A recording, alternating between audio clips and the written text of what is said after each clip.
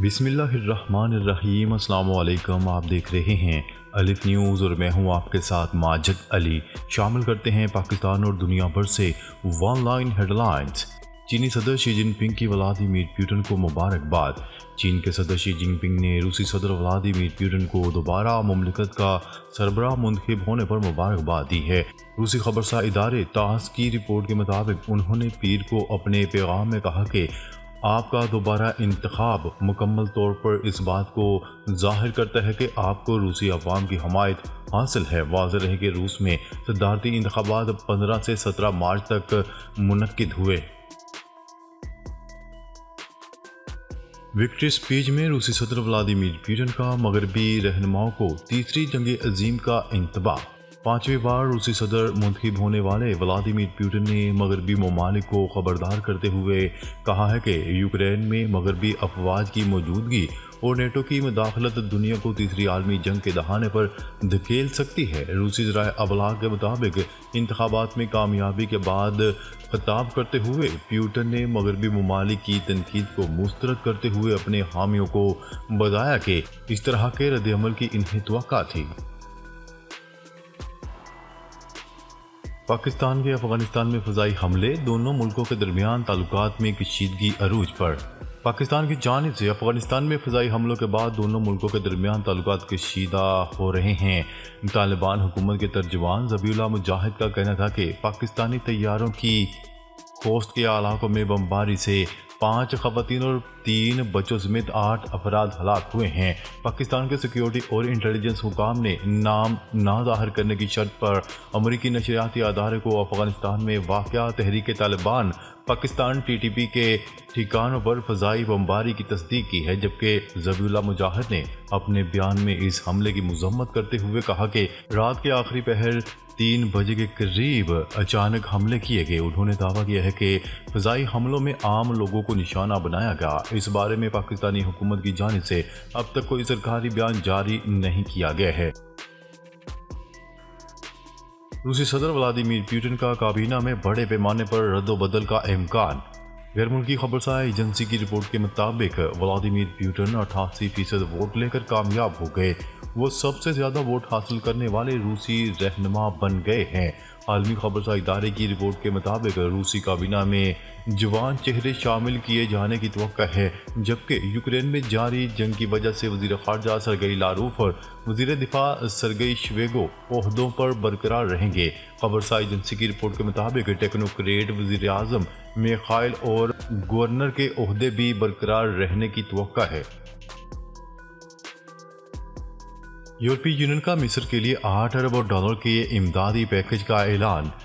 Voice of America کی report کے مطابق یورپی یونین نے اتوار کو اعلان کیا کہ مصر کو $8 ارب امدادی پیکج دیا جائے گا، اور مصری عہدیدار نے بتایا کہ معاہدے پر دستخط یورپی کمیشن کے صدر اور یونان کے رہنماؤں کے دورے کے دوران ہوں گے۔ قبرص میں قائم یورپی یونین مشن نے بتایا کہ گنجان آباد عرب ملک کے لیے اعلان کردہ یہ امدادی پیکج اگلے 3 برسوں کے لیے گرانٹ اور قرض کی مد میں شامل ہے۔ پاک فضائیہ کے سربراہ ظہیر احمد سندھو کی مدت ملازمت میں توسیع۔ Air chief marshal Zaheer Ahmed Babar Sidhu کی مدت ملازمت میں 1 سال کی توسیع کر دی گئی۔ وزیر اعظم شہباز شریف نے air chief marshal Zaheer Ahmed کی مدت ملازمت میں 1 سال کی توسیع کر دی۔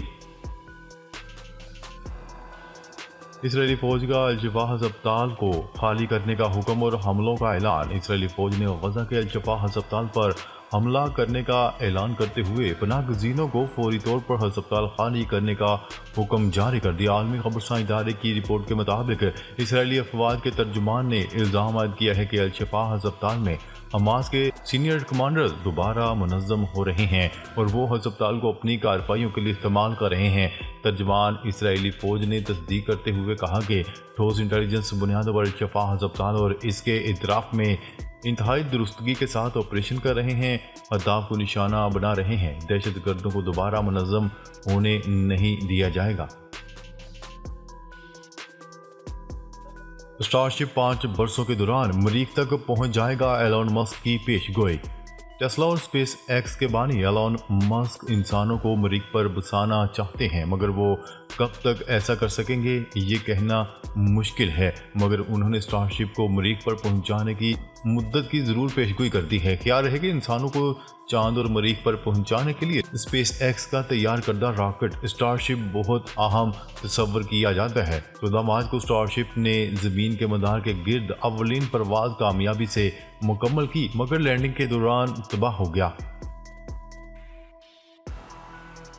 पाकिस्तान और IMF के दरमियान मुज़ाकरात का आखिरी दौर, बड़ी पेशरफ्त मुतवक्का। पाकिस्तान और आलमी मालियाती अदारे के दरमियान $3 अरब के स्टैंड बाई अरेंजमेंट के लिए मुज़ाकरात जारी, जिसमें बड़ी पेशरफ्त मुतवक्का है। वज़ारत ख़ज़ाना के ज़राए के मुताबिक पाकिस्तान और IMF के जायज़ा मिशन के दरमियान मुज़ाकरात का हतमी दौर होगा, जिसमें गुज़िश्ता 4 रोज़ से जारी मुज़ाकरात में ज़ेर गौर आने वाले मामलात को हतमी शक्ल देकर memorandum of economic and financial policies का मसौदा तैयार किया जाएगा।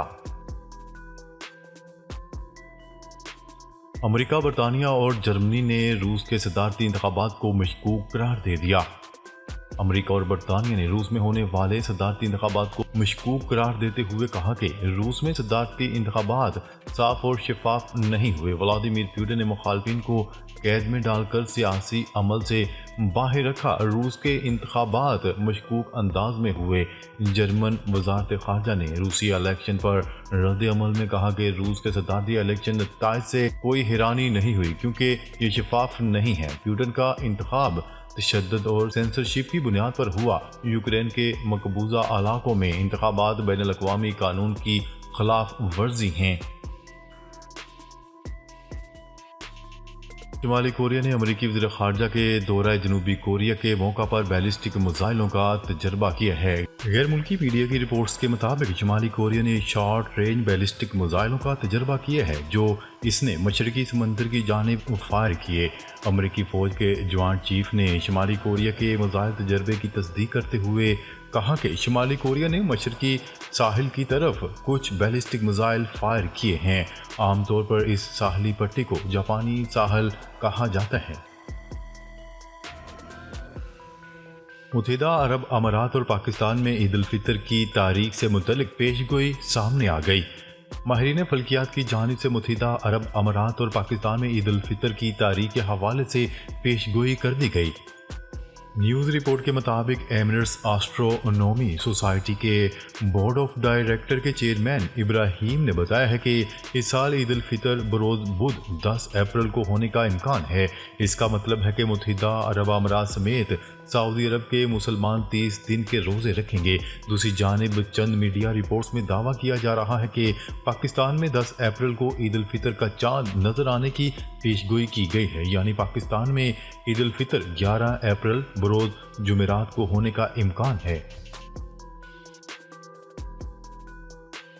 अफगानों की मुल्क बदरी के लिए ऑपरेशन फेज़ 2 शुरू करने का हुक्म। वफाकी वजारत दाखिला ने पंजाब हुकूमत को 15 अप्रैल से अफगान सिटीज़न कार्ड होल्डर्स की मुल्क बदरी के लिए ऑपरेशन फेज़ 2 शुरू करने के लिए अहकामात जारी कर दिए हैं। वफाकी सेक्रेटरी दाखिला आफ्ताब दुरानी की ज़ेर सदारत वीडियो लिंक इजलास में होम सेक्रेटरी पंजाब समेत महकमा दाखिला के दीगर आला हुकाम ने शिरकत की। वफाकी हुकूमत की तरफ से पंजाब को अफगान सिटीज़न कार्ड होल्डर्स की फहरिस्तें फराहम की जाएंगी, जिन्हें पुलिस और दीगर कानून नाफज करने वाले अदारों के साथ शेयर किया जाएगा।